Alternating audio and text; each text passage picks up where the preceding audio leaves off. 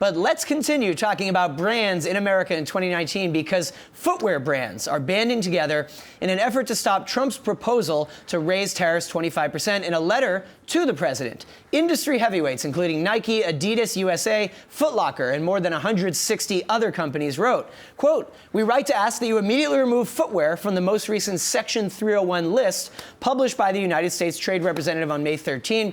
The proposed additional tariff of 25% on footwear would be catastrophic for our consumers, our companies, and the American economy as a whole." Wow, a rather overt statement. Yahoo Finance's Reggie Wade joins us with details from the newsroom. Hey, Reggie. Hey, Dan, what's going on? Well, this was very interesting. I thought the letter was pretty forceful. Now, of course, there was a previous letter, 2 or 3 weeks ago that you had also reported on, but now this is the latest, and I think makes the case pretty clearly, but will it really have an impact?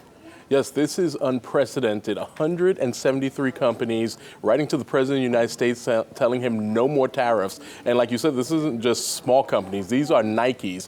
These are the Adidases. Well, Reebok, Adidas subsidiary, Crop, Under Armour. So this is really tough talk from these brands. This is something that you really don't see every day. Brands coming together to send a message to the President of the United States.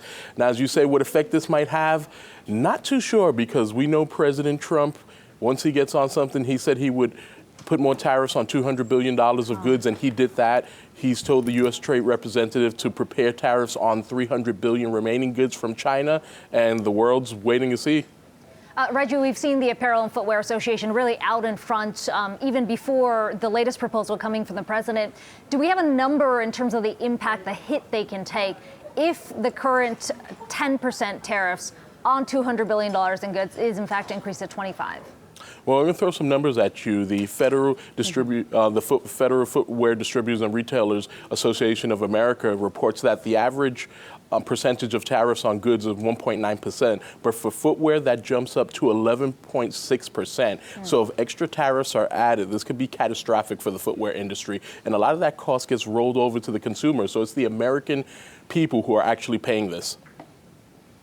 All right, Reggie, it will be very interesting to watch, especially because not the first time that Nike has been in the crosshairs for President Trump. Of course, remember when Nike's Kaepernick ad ended up in President Trump tweets. So we will see if the president does any kind of public acknowledgement of this letter from the sneaker giants.